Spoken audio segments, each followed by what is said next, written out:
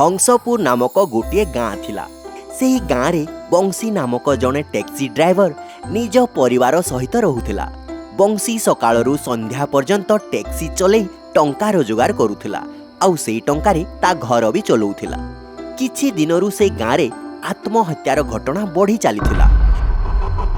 गाँ ठारू दूर रे गोटे बड़ गर्त थिला। लोके कहुथिले सेई गर्तरे डेई लोक माने मरी जाउछंती। आउ आत्महत्यार किछि कारण भी नथिला।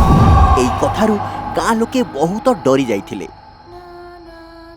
दिने राति रे बंसी निजर टैक्सी नहीं गाँ मुंडरे छेड़ा होइथिला। सेतिकी बेले सेठाकू गाँर जड़े लोकटी आसिला। आउ बंसी को कहिला, सुन बंसी भाई सहर को जीव कि? एबे बहुत अंधार हो गलानी। अंधार रे मते डर लागे। बंसी भाई मते बहुत जरूरी काम रे सहर को जीवार अछि। कहिबो जदि मु जीवा आसीबार डबल भड़ा दे देबी। एबे या परे तुम इच्छा। 2 गुण भड़ा मिलुथिबा कारणरू बंसी सहर को जीवा पाई राजी होई गला। ठीक अछि बसी जाओ। तुमको जीवार बहुत शीघ्र अछि, चलो छाड़ी देबी। बंसी टैक्सी धरी बाहरी पड़िला। किंतु रास्ता रे बेसी अंधार होई गला। सेठी अंधार व्यतीत आउ किछि देखा जाउ नथिला। जेमिति ही आगरे गर्त आसीबार थिला। बंसी टैक्सीर स्पीड बढ़ाई देला। जेउथि पई से लोकटी डरी गला। आउ बंसी को कहिला, भाई गाड़ीर स्पीड कम करो भाई। डर कारणरू तुमे एते स्पीड भी चलाओनी, नहले एक्सीडेंट हो जिवो। अरे भाई आगरे से गर्त अछि ना, मते सेठू बहुत डर लागे। सेठी जाई लोक माने आत्महत्या करि नियंती। मो भाईर मृत्यु भी सेही गर्त रे हेछि। सेठी तो लोके बिना कारण रे आत्महत्या करबा को जान। सेमानक ठारू डर कोन? सेमाने थोड़ी ना भूत ही मारिबे। सेतिकी बेले हठात बंसीर गाड़ीर स्पीड आहुरी बढ़ी गला। अरे मु तुमको कहिथिली ना गाड़ीर स्पीड कम करो। तुमे तो आहुरी बढ़ी चलीच। स्पीड कम करो नहले आमे गर्त रे पड़ी जिबा। मते शहर को जीवार अछि, स्वर्ग को नुह। सेतिकी बेले बंसीर आखि नाली हेबाकू लागिला। आउ बंसी भूत रूप रे बदली गला।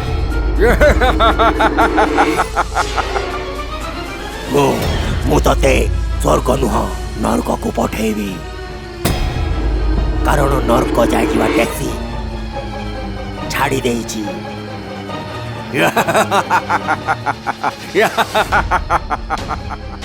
आउ स्पीड सहित गाड़ी गर्तरे पड़ीगला। परदिन सकाळे बंसी विचलित होई निदरू उठिला। ता माँ ताकू कहिले, एते काहेकि डरी जाइछु? लागुछ आज भी तू किछि खराब स्वप्न देखि नेछु। किंतु बंसी माँ को कथार किछि उत्तर देलानी। आउ रेडी हे बाहर को पळेला। आउ टैक्सी नहीं गर्त रास्ता आड़ को बाहरी गला। सेतिकी बेले ताकू सेठी किछि लोकंकर भिड़ दिसिला। बंसी भिड़ भीतर को जाई देखिला तो आश्चर्य होई गला। कारण सेठी सेई लोकर ही शव पड़िथिला जहाकू से राति रे नहीं जाउथिला। ताकू देखि बंसी बहुत डरी गला। आउ संध्यारे शीघ्र घर को आसी मां को कहिला, माँ आज भी गर्त पाखरे गोटे लोकर शव मिलिछि जहाकू काली राति रे मु ताकू शहर को नेउथिली। किछि समय परे टैक्सीर स्पीड बहुत बढ़ी गला। आउ टैक्सी सीधा गर्त रे पड़ी गला। माँ मते लागुछि लोके आत्महत्या करू नांती, मु ही तांकू मारुछि। माँ अरे पुओ ए सबु तो मनर भ्रम।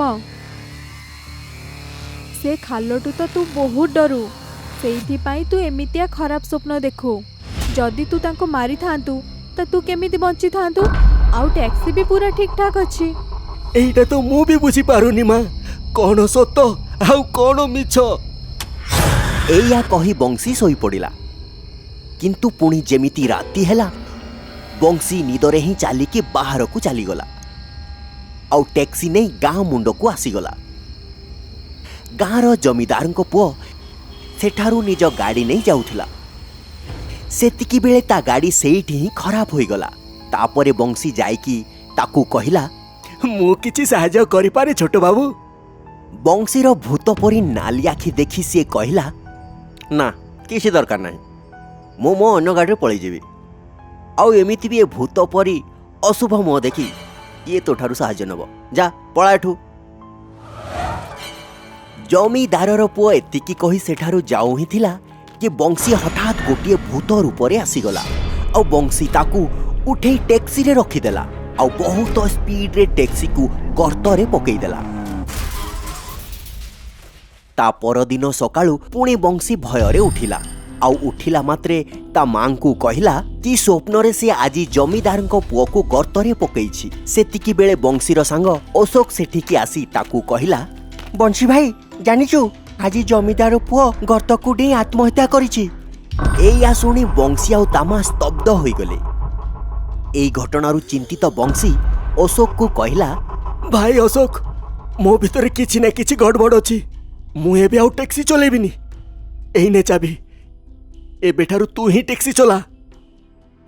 ता परठारू बंशी पूरा दिन घरे ही रहुथिला किंतु तथापि गर्तरे आउ जणे लोकर मृत्यु होइगला आउ अशोक को भी भयंकर स्वप्न आसुथिला। या परे बंशी सबू बुझीगला कि से टैक्सी सहित ही किछि गड़बड़ अछि। भाई अशोक ए टैक्सी ही भूतिया ये ही एते लोकंकर जीवन नेउछि। यार शीघ्र किछि ना किछि रास्ता खोजवाकू पड़िबो। मु जणे ज्ञानी बाबा को जाने तांको पाखकू जाई कथा हेबा। बंशी आउ अशोक से बाबांको पाखकू गले आउ सबू कथा जणेइले। जहा परे बाबा तांको अभिमंत्रित भस्म आउ डेउरिया देई कहिले, ए भस्म को तो टैक्सी रे छिंची देबू। तापरे जदि किछि भूत प्रेत थिबे तो से माने तोते देखा देबे आउ ए डेउरिया तो बेकरे पिंधि नेबू। ताहले से तो ऊपर केबे कब्जा करि पारिबेनी। तापरे दुई जण घर को पळे आसिले। तापरे बंशी निज बेकरे डेउरिया बांधी देला आउ गाड़ी रे जाई भस्म को फुंकी देला। फुंकी देला मात्रे ही गाड़ी रे उज्जवल रश्मि आसिला आउ ता सहित चित्कार करी भूत टैक्सी को आसीगला। भूत को सामना रे देखी बंशी डरीगला। डरनी बंशी, मु तोर भाई तोते किछि करिबिनी। आ गाड़ी रे बस। ना मु गाड़ी रे बसिबिनी। मु जानिछि तू मो हातरू बहुत लोकों को हत्या करिछु। तू मते भी मारी दबू। मु सेई लोकों को मारिछि जे मोर हत्याकारी थिले। तू तो मोर भाई, मु तते मारिबिनी। बंशी गाड़ी रे बसिला आउ भूत को कहिला, तोर तो एक्सीडेंट हेतिला ना, ताहले तोर हत्याकारी केमिति? एई गारे मु आगरू टैक्सी चलाउथिली। जमीदार को मु नीति सहर को छाड़ीबा को जाउथिली किंतु मु बुझी पारु नथिली कि ता पाखरे तो निजर गाड़ी अछि। तथापि से टैक्सी रे सहर को काई जाउथिला। किंतु दिने मते जणा पड़िला कि जमीदार गाँर जंगलरू जीवजंतुଙ୍କ शिकार करुथिला। तांको अंग को सहर रे बिकुथिला। दिने तार अभियोग मु पुलिस स्टेशन रे करबा को जाउथिली। सेतिकी बेले जमीदार गाँरु गुंडा पठेई मते मारिदेला आउ मो सबको गर्तरे फोपाड़ी देला। मु समस्तଙ୍କ ठारू प्रतिशोध नहीं सारिछि। केवल जमीदार बाकी अछि। निज भाईर कथा सुनी बंशी आखिरे लुह भरी आसिला। भाई एबे सबु किछि मो ऊपर छाड़ी दियो। तू मोर प्रतिशोध एबे मु नेबी। ना, मु मोर प्रतिशोध निजे नेबी। तू तो हाथ रक्तरे खराब करनी। ता परदिन बंशी जमीदार घर को गला आउ कहिला, जमीदार आज्ञा, काली राति रे आपणक पुओ मो स्वप्न रे आसीथिला। कहूथिला से आपणक सह देखा करबा को चाहूछि। तार किछि शेष इच्छा बाकी अछि। ओ कौन इच्छा बाकी अछि तार? कोठी देखा करबा को चाहूछि मते? चलो आज राति आपण मो सहित टैक्सी रे चलंतु। जणे ज्ञानी बाबांको मंदिर अछि। सेठी तुम पुओर आत्मा भी अछि। सेठी आपण दुहे कथा ही जिवे। जमीदार को बंशी कथा ऊपर विश्वास हेलानी आउ से सेठी ही छिड़ा रहिला। बंशी जमीदार नीरवतारू जानी पारिला आ निज पॉकेट्रु गोटे हलदिया रंगर मुदीटे काढ़ी देखैला। जमीदार शीघ्र से मुदी को उठेई देखिला आउ बुझीगला कि बंशी ठीक कहूछि। କାରଣ ସେ ମୁଦିଟି ଜମିଦାରର ପୁଅର ଥିଲା। ଠିକ୍ ଅଛି। ସନ୍ଧ୍ୟାରେ ଜମିଦାର ଟ୍ୟାକ୍ସିରେ ବସିଗଲା। ବଂଶୀ ନିଜ ବେକରୁ ଡେଉଁରିଆ କାଢ଼ି ଫିଙ୍ଗିଦେଲା। ଆଉ ତାପରେ ତା ଭାଇର ଭୂତ ତା ଭିତରେ ପଶିଗଲା। ଗାଡ଼ିର ସ୍ପିଡ୍ ବହୁତ ବଢ଼ିଗଲା।